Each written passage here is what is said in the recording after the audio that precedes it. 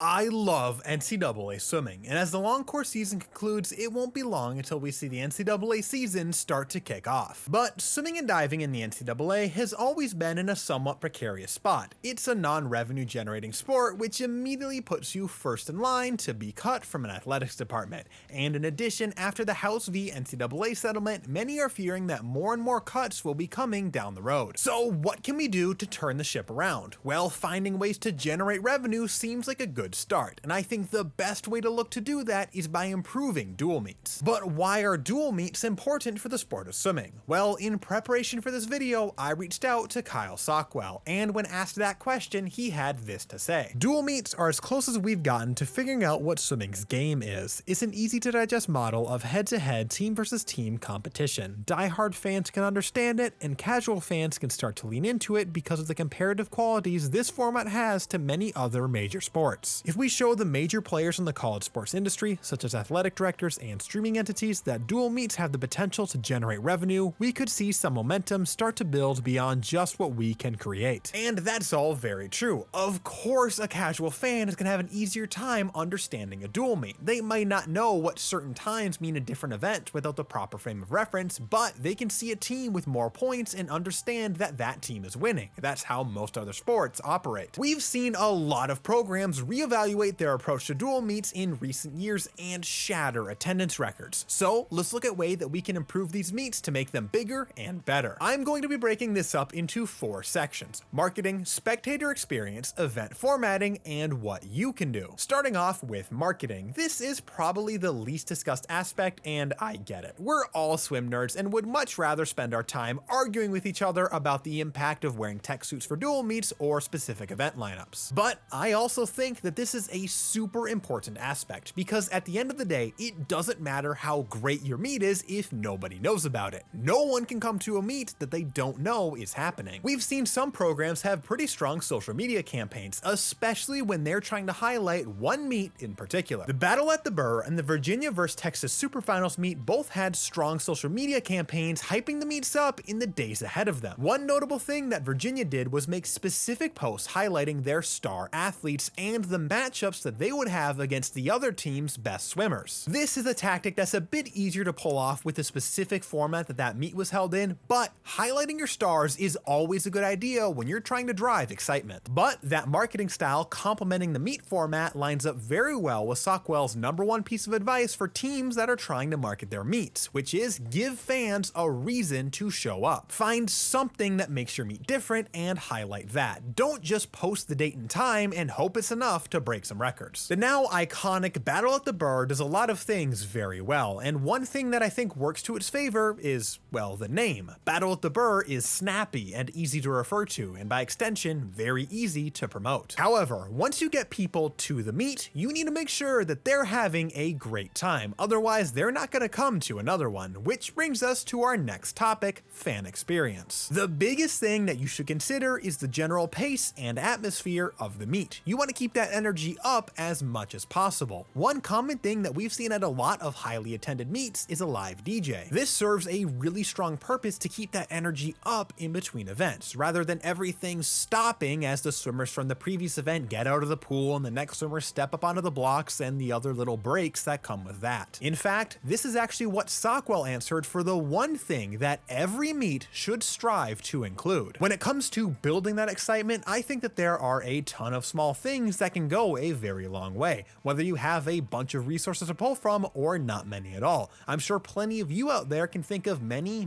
little things that can go a long way. One little thing that I've always thought would go a very long way is some kind of small walkout before the race. Probably not as in-depth as you would have at a big championship meet, but something small that will still add a bunch of hype before the swim. Even something as simple as reading off the swimmers' names before they dive into the water. I very distinctly remember one high school rivalry meet where the announcer did just this. reading off the names behind the blocks rather than after the race had already started. Even though nothing else about the meet had changed at all, that simple change made me feel as if the meet was a much bigger deal, especially when I was the one behind the blocks, and I could only imagine that that feeling would translate to spectators as well. Another thing that I desperately believe needs to be changed is how we communicate the score of the meet. As discussed earlier, that score is a casual viewer's lifeline, and if they get lost, they're just gonna get bored. If you're lucky, the scoreboard will have a place at the top to display a score, but not all scoreboards have that, and sometimes a board will have that space, but it won't even be in use. If the score isn't being displayed, that means your only hope for knowing what's going on is either writing down the event finishers and then doing math, or downloading Meet Mobile and hoping it's updating. Could you imagine if more popular NCAA sports acted like this? Imagine you went to a basketball game, and in order to know the score, you had to tally every single basket or download a third-party app. I suddenly think March Madness would be a lot less popular. How many of you have had this experience on deck as a swimmer at a high school or college dual meet, where your teammates are going, "What's the score? Are we winning?" until someone either checks their phone or asks the coach. Having the score displayed on a board is a start, but I don't actually think it's going to be enough, especially for newer fans that aren't familiar with what places score what amounts of points. I think that this can be solved with the announcer. After each race, give a little score update, but more importantly, inform the viewers about how that race impacted the score. For a very basic example, something like, with that 1-2 finish, Team A now pulls ahead of Team B, 27 points to 24 points. But on the topic of points, that's actually something that we've seen adjusted at some meets, like that Super Finals meet I mentioned earlier, and brings us to a fan favorite topic to theorycraft about: event formatting. Before we get more into the weeds talking about alternate formats and point totals and whatever, I need to make one point first. And before I make it, let it be known that I love watching distance racing, and I was a distance swimmer myself. But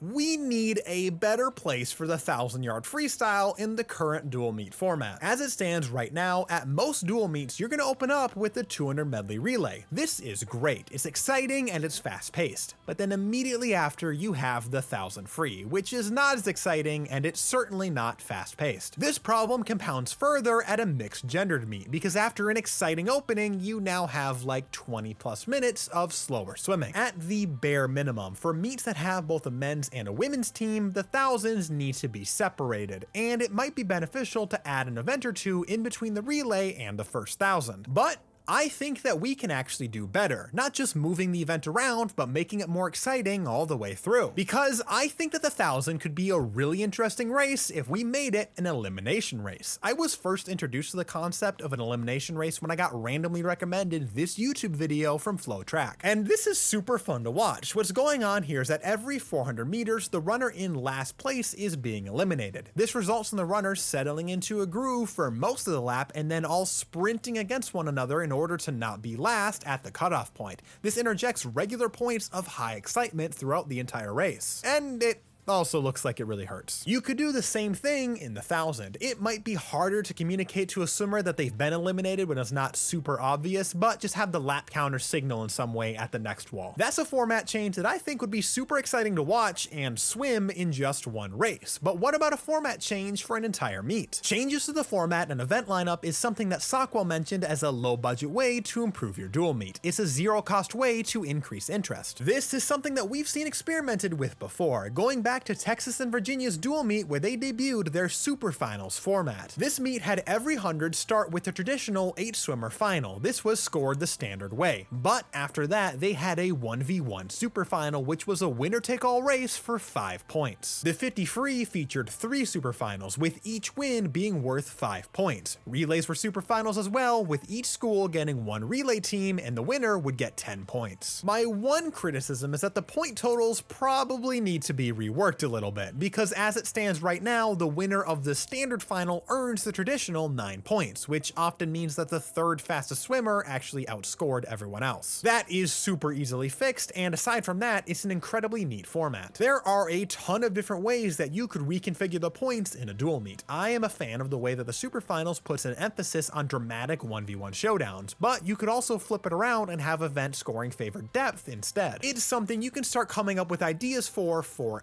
ever, and something I find incredibly interesting. Another format change that gets talked about a lot is a top-down change to NCAA swimming as a whole to put a greater focus on these dual meets, usually in the form of some kind of dual meet tournament to crown a national champion. That is also a topic that I am incredibly interested in, but one that's a bit beyond the scope of this video, as we're looking more at how individual programs can improve their meets rather than sweeping changes to the entire NCAA system. However, that sweeping change is also very important, and in the words of Kyle Sockwell, not having anything on the line at these meets crushes their value. If that's a topic you'd want to see a full deep dive into, let me know down in the comments, and also comment some changes that you'd love to see. After hearing all of this, you might be left with one question. What can I do about it? Well, if you're currently the member of a college swim team and think you have some great ideas for how you can improve your upcoming dual meet season, talk about them. Bring it up to your teammates and your coaches. The worst case scenario here is that nothing happens, and that's the only outcome if you don't say anything. And when I asked Sockwell if he had any advice for swimmers that were unsure how to go about presenting their ideas, he had a great answer that I'm just gonna quote directly. Present these well thought out ideas to your coach with a plan to make them happen. Not only is this great for the sport, but it's great practice for presenting ideas to bosses in your career after swimming. If a coach ever completely shuts you down or belittles you for presenting ideas to make dual meets more exciting, they're the problem, not you. But if you're not the member of a team, there's something very important that you can do to make a difference. Go to a swim meet. Everything that I've talked about so far is all with the goal of improving the dual meet experience, but that means nothing if no one shows up. If you're not sure what meets you should go to, well, the biggest reason why I reached out to Kyle Sockwell for comments about dual meets is because of his upcoming dual meet tour for this season that he's been teasing on social media. During this NCAA season, he intends to visit 8 meets as a part of this tour, and for these 8 meets, the goal is simple: to break attendance records. As of recording this video, 3 stops have been announced: UNCW versus Duke, the 3rd annual Battle at the Burr, and Minnesota versus Army. And Sockwell has stated that if the tour is a success, then he'd love to do it again next year. Okay, what if you don't live near any teams and don't have any ways to travel to a meet? One simple thing you can do is engage with teams' posts on social media.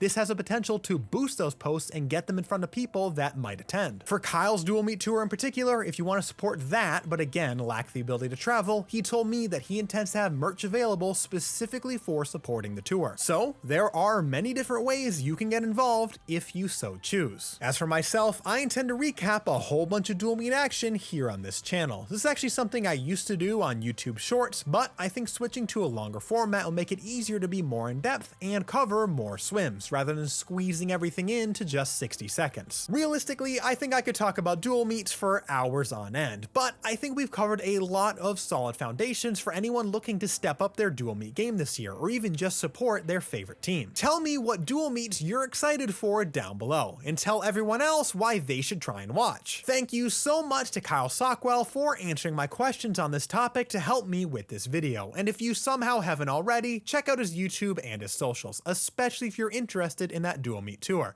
and I'll see you next time.